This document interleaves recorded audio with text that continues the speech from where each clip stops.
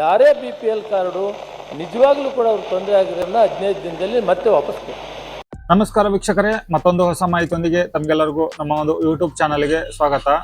ಆಹಾರ ಇಲಾಖೆಯ ಸಚಿವರಾದಂತಹ KH Muniyappa sir ಅವರು ಹೇಳಿರೋ ಹಾಗೆ 15 ದಿನದಲ್ಲಿ ನಿಮ್ಮ BPL ರೇಷನ್ ಕಾರ್ಡು ಕ್ಯಾನ್ಸಲ್ ಆಗಿದ್ರೆ ಮತ್ತೆ ರಿಆಕ್ಟಿವ್ ಮಾಡುವುದಾಗಿ ಅಥವಾ ವಾಪಸ್ ಮತ್ತೆ ಚಾಲ್ತಿಯಲ್ಲಿ ಇರುವಂತ ರೇಷನ್ ಕಾರ್ಡನ್ನು ಪಡೆದುಕೊಳ್ಳೋದು ಹೇಗೆ ಅನ್ನೋದ್ರ ಬಗ್ಗೆ ಈ ಒಂದು ವಿಡಿಯೋದಲ್ಲಿ ಮಾಹಿತಿಯನ್ನು ತಿಳಿಸ್ಕೊಡ್ತಾ ಇದ್ದೇನೆ. ನಿಮ್ಮ ಒಂದು BPL ರೇಷನ್ ಕಾರ್ಡು ಕ್ಯಾನ್ಸಲ್ ಆಗಿತ್ತಂದ್ರೆ ಅದನ್ನ ವಾಪಸ್ ಮತ್ತೆ ಚಾಲ್ತಿಯಲ್ಲಿ ತರಬೇಕು ಅಂತಂದ್ರೆ ಏನೆಲ್ಲ ನಿಯಮಗಳಿದಾವೆ, ಏನೆಲ್ಲ ದಾಖಲೆಗಳನ್ನ ನೀವು ಸಬ್ಮಿಟ್ ಮಾಡಬೇಕು, ಆ ದಾಖಲೆಗಳನ್ನ ನೀವು ಎಲ್ಲಿ ಸಬ್ಮಿಟ್ ಮಾಡಬೇಕು. ಸೊ ಈ ಮೂರು ಪ್ರೊಸೆಸ್ ಮುಗಿದ ನಂತರ ನಿಮ್ಮ ಒಂದು BPL ರೇಷನ್ ಕಾರ್ಡು ಕ್ಯಾನ್ಸಲ್ ಆಗಿದ್ರೆ ಅದು ಮತ್ತೆ ನಿಮ್ಗೆ ವಾಪಸ್ ಸಿಗುತ್ತೆ ಚಾಲ್ತಿ ಆದ ನಂತರ. ಸೊ ಹಾಗಿದ್ರೆ ಈ ಒಂದು ಪ್ರೊಸೆಸ್ ಏನು ಅಂತ ಅನ್ನೋದನ್ನ ನಾನು ತಿಳಿಸ್ಕೊಡ್ತೇನೆ. ಯಾಕೆಂತಂದ್ರೆ ನನ್ನ ಒಂದು ಯೂಟ್ಯೂಬ್ ಸಬ್ಸ್ಕ್ರೈಬರ್ಸ್ ಕಮೆಂಟ್ಸ್ ನಲ್ಲಿ ಬರೀ ಇದೇ ಒಂದೇ ಕ್ವಶನ್ ಇರೋದು, ನಮ್ಮ ಒಂದು ರೇಷನ್ ಕಾರ್ಡು ಕ್ಯಾನ್ಸಲ್ ಆಗಿದೆ, ನಾವು BPL ಮಾನದಂಡಗಳನ್ನ ಹೊಂದಿದ್ದೇವೆ, ನಾವು ನೌಕರಸ್ಥರಲ್ಲ, ನಾವು GST ಕಟ್ತಾ ಇಲ್ಲ, ಸೊ ನಮ್ಮ ಮನೆಯಲ್ಲಿ 4 ಚಕ್ರದ ವಾಹನಗಳು ಇಲ್ಲ, ಸೊ ಇಷ್ಟೆಲ್ಲ ನಾವು ಕರೆಕ್ಟ್ ಆಗಿ ಇದ್ರೂ ಕೂಡ ನಮ್ಮ ಒಂದು BPL ರೇಷನ್ ಕಾರ್ಡು ಕ್ಯಾನ್ಸಲ್ ಆಗಿದೆ.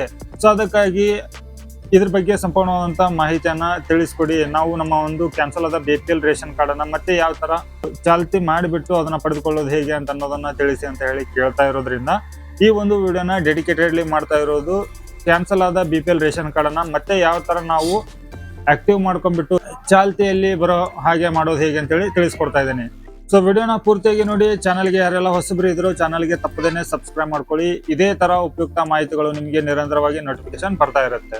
ಆಹಾರ ಸಚಿವರು ಹೇಳಿರೋ ಹಾಗೆ 15 ದಿನದಲ್ಲಿ ಕ್ಯಾನ್ಸಲ್ ಆದ BPL ರೇಷನ್ ಕಾರ್ಡು ಸಿಗಬೇಕಂತಂದ್ರೆ ಕೆಲವೊಂದಿಷ್ಟು ನಿಯಮ ಇದಾವೆ. ಆ ನಿಯಮಗಳ ಜೊತೆಗೆ ನೀವು ಕಡ್ಡಾಯವಾಗಿ ಈ ವಿಡಿಯೋದಲ್ಲಿ ನಾನು ಹೇಳುವ ದಾಖಲೆಗಳನ್ನ ತಲುಪಿಸ್ಬೇಕಾಗತ್ತೆ ಸರ್ಕಾರಕ್ಕೆ. ಹಾಗಿದ್ರೆ ಆ ನಿಯಮಗಳು ಏನೇನು, ಯಾವ ಯಾವ ದಾಖಲೆಗಳನ್ನ ಸರ್ಕಾರಕ್ಕೆ ಮುಟ್ಟಿಸ್ಬೇಕು, ಇದೆಲ್ಲದರ ಬಗ್ಗೆ ಒಂದೊಂದಾಗಿ ಮಾಹಿತಿಯನ್ನು ನಿಮ್ಗೆ ತಿಳಿಸ್ಕೊಡ್ತಾ ಇದ್ದೇನೆ. ನಿಮ್ಮ BPL ರೇಷನ್ ಕಾರ್ಡು ಕ್ಯಾನ್ಸಲ್ ಆಗಿದ್ರೆ ಕಾರ್ಡ್ ಕ್ಯಾನ್ಸಲ್ ಆಗ್ಲಿಕ್ಕೆ ಏನಾದ್ರೂ ಒಂದು ಕಾರಣ ಇರಬೇಕಲ್ವಾ. ಆ ಕಾರಣಗಳು ಏನೆಂದು ನಿಮ್ಗೆ ಗೊತ್ತಿರೋದು ಸಹಜ. ಮನೆಯಲ್ಲಿ 4 ಚಕ್ರವುಳ್ಳ ವಾಹನ ಇರಬಾರ್ದು, GST ಕಟ್ಟುತ್ತಿರಬಾರ್ದು, ಸರ್ಕಾರಿ ನೌಕರರಾಗಿರಬಾರ್ದು, ಹೊಲ ಜಾಸ್ತಿ ಇರಬಾರ್ದು, ಮನೆ ಜಾಸ್ತಿ ಇರಬಾರ್ದು, ಇದೆಲ್ಲವನ್ನ ಹೊಂದಿರಬಾರ್ದು, ಸರಿನಾ. ಇನ್ನೂ ಹಲವು ನಿಯಮಗಳು ಇದಾವೆ, ಅವುಗಳನ್ನ ಬಿಟ್ಟುಬಿಡಿ, ಸರಿನಾ. BPL ರೇಷನ್ ಕಾರ್ಡ್ಗಳ ಮಾನದಂಡಗಳ ವಿರುದ್ಧ ನೀವೇನಾದರೂ BPL ರೇಷನ್ ಕಾರ್ಡನ್ನು ಹೊಂದಿದ್ರೆ ಅಂಥವ್ರದ್ದು ರೇಷನ್ ಕಾರ್ಡ್ ಕ್ಯಾನ್ಸಲ್ ಆದರೆ ಅದು BPL ಇಂದ APL ಆಗಿ ಕನ್ವರ್ಟ್ ಆಗಿರುತ್ತೆ. ಸೊ ಅಂಥವ್ರದನ್ನ ಮತ್ತೆ ನಾವು BPL ರೇಷನ್ ಕಾರ್ಡ್ ಮಾಡಲಿಕ್ಕೆ ಸಾಧ್ಯ ಇಲ್ಲ. ಸೊ ಇದು ಒಂದು ಕ್ಲಿಯರ್ ಆಗಿ ಹೇಳ್ತೇನೆ ನಾನು. ಸೊ ಇಲ್ಲಿ BPL ಮಾನದಂಡಗಳನ್ನ ಯಾರೆಲ್ಲ ಪಾಲಿಸ್ತಾ ಇದ್ದೀರೋ ಅಂಥವರ ಒಂದು BPL ರೇಷನ್ ಕಾರ್ಡು ಕ್ಯಾನ್ಸಲ್ ಆಗಿದ್ರೆ ಅಂಥವರ BPL ರೇಷನ್ ಕಾರ್ಡು ಮತ್ತೆ ನಾವು ವಾಪಸ್ ಮರು ಚಾಲ್ತಿಯಲ್ಲಿ ಪಡೆದುಕೋಬಹುದು. ನೀವಿಲ್ಲಿ ನಿಜವಾಗ್ಲೂ BPL ರೇಷನ್ ಕಾರ್ಡು ಕ್ಯಾನ್ಸಲ್ ಆಗಿದ್ದಕ್ಕೆ ಸಫರ್ ಆಗ್ತಾ ಇದ್ರೆ ಅಥವಾ ಬಡತನ ರೇಖೆಗಳಿಗಿಂತ ಕೆಳಗಡೆ ಇರುವಂತ ಕುಟುಂಬದಿಂದ ನೀವು BPL ರೇಷನ್ ಕಾರ್ಡನ್ನ ಹೊಂದಿದ್ರೆ, ಸೊ ಅಂಥವರ ಒಂದು BPL ರೇಷನ್ ಕಾರ್ಡನ್ನ ಕ್ಯಾನ್ಸಲ್ ಮಾಡಿದ್ರೆ ಮತ್ತೆ ವಾಪಸ್ ಚಾಲ್ತಿಯಲ್ಲಿ ಮಾಡ್ಲಿಕ್ಕೆ ಇಲ್ಲಿ ಒಂದು ಪ್ರೊಸೆಸ್ ಇದೆ. ಸೊ ಇಲ್ಲಿ ನೀವು ನಿಯಮಗಳನ್ನ ತಿಳ್ಕೊಂಡ್ರ, ಆದ್ರೆ ಇವಾಗ ದಾಖಲೆಗಳನ್ನ ಏನೆಲ್ಲ ನೀವು ಸಬ್ಮಿಟ್ ಮಾಡಬೇಕು ಅನ್ನೋದನ್ನ ತಿಳಿಸ್ಕೊಡ್ತೇನೆ. ಇಲ್ಲಿ ನಾನು ಹೇಳ್ತಾ ಇರುವ ದಾಖಲೆಗಳನ್ನ ನೀವು ಮೊದಲು ಕಲೆಕ್ಟ್ ಮಾಡ್ಕೊಳ್ಳಿ, ಜಮಾ ಮಾಡ್ಕೊಳ್ಳಿ.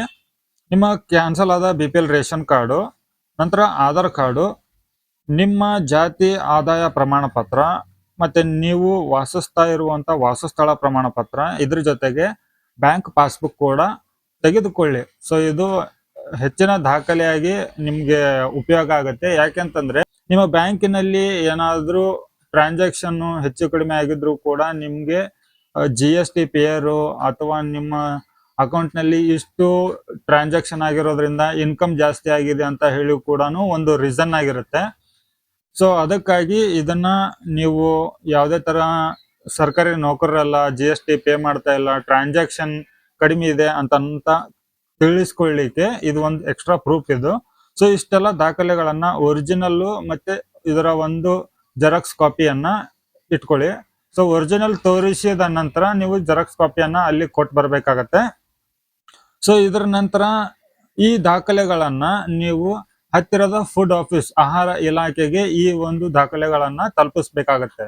ಸೊ ನೀವು ಇಲ್ಲಿ ದಾಖಲೆಗಳನ್ನ ತಲುಪಿಸಿದ ನಂತರ ಅದನ್ನ ಫುಡ್ ಆಫೀಸ್ ನಲ್ಲಿ ಅಧಿಕಾರಿಗಳು ಇರ್ತಾರಲ್ವ ಅದನ್ನ ಪರಿಶೀಲನೆ ಮಾಡ್ತಾರೆ. ಸೊ ನೀವು ಇಲ್ಲಿ BPL ಮಾನದಂಡಗಳ ವಿರುದ್ಧ ಹೋಗಿಲ್ಲ. ಸೊ ನಿಮ್ಮ ಒಂದು ರೇಷನ್ ಕಾರ್ಡು ನೀವು ಕೂಡ ಬಡತನ ರೇಖೆಗಳಿಗಿಂತ ಕೆಳಗಡೆ ಇರುವಂತ ಒಂದು ಕುಟುಂಬದವರಾಗಿದ್ರೆ ಪಕ್ಕಾ ನಿಮ್ಮ ಒಂದು BPL ರೇಷನ್ ಕಾರ್ಡು ಮತ್ತೆ ಆಕ್ಟಿವ್ ಆಗುತ್ತೆ, ಮತ್ತೆ ನೀವು ಅದನ್ನ ಪಡೆದುಕೋಬಹುದು. ಸೊ ಇಷ್ಟೆಲ್ಲ ವೆರಿಫಿಕೇಶನ್ ಆದ ನಂತರ 15 ದಿನಗಳ ಒಳಗಡೆ ತಹಸೀಲ್ದಾರ್ ಕಡೆಯಿಂದ ಒಂದು ಶಿಫಾರಸ್ ಕೂಡ ಆಗುತ್ತೆ. ನಿಮ್ಮ ಒಂದು ರೇಷನ್ ಕಾರ್ಡು ಮತ್ತೆ ನಿಮ್ಗೆ ಸಿಗುತ್ತೆ. ಸೊ ಇಷ್ಟು ಈ ಒಂದು ಪ್ರೊಸೆಸ್ ಇರುತ್ತೆ ವೀಕ್ಷಕರೇ. ಈ ಮಾಹಿತಿ ತಮಗೆ ಉಪಯೋಗ ಅನಿಸಿದ್ರೆ ವಿಡಿಯೋಗೆ ಒಂದು ಲೈಕ್ ಕೊಟ್ಟು ಚಾನಲ್ಗೆ ಸಬ್ಸ್ಕ್ರೈಬ್ ಮಾಡಿ. ಈ ವಿಡಿಯೋನ ಆದಷ್ಟು ಎಲ್ಲರಿಗೂ ಕೂಡ ಶೇರ್ ಮಾಡಿ. ಈ ತರ ಸಮಸ್ಯೆಗಳನ್ನ ಯಾರೆಲ್ಲ ಫೇಸ್ ಮಾಡ್ತಾ ಇರ್ತಾರೋ, ಒದ್ದಾಡ್ತಾ ಇರ್ತಾರೋ, ನಮ್ಮ ಒಂದು BPL ರೇಷನ್ ಕಾರ್ಡುಗಳು ಕ್ಯಾನ್ಸಲ್ ಆಗಿದ್ರೆ ಅದನ್ನ ಮತ್ತೆ ಯಾವ ತರ ಪಡೆದುಕೋಬೇಕು ಅಂತ ಗೊತ್ತಿರೋದಿಲ್ಲ. ಸೊ ಅಂತವ್ರಿಗೆ ಈ ಒಂದು ವಿಡಿಯೋನ ಶೇರ್ ಮಾಡಿ, ಅವ್ರಿಗೂ ಕೂಡ ನಿಮ್ಮಿಂದ ಉಪಯೋಗ ಆಗಲಿ. ಇಷ್ಟು ಈ ವಿಡಿಯೋದಲ್ಲಿ ಮಾಹಿತಿ ಇರುತ್ತೆ. ಮತ್ತೆ ಹೊಸ ಮಾಹಿತಿಯೊಂದಿಗೆ ಸಿಗ್ತೀನಿ. ಅಲ್ಲಿವರೆಗೂ ಜೈ ಹಿಂದ್.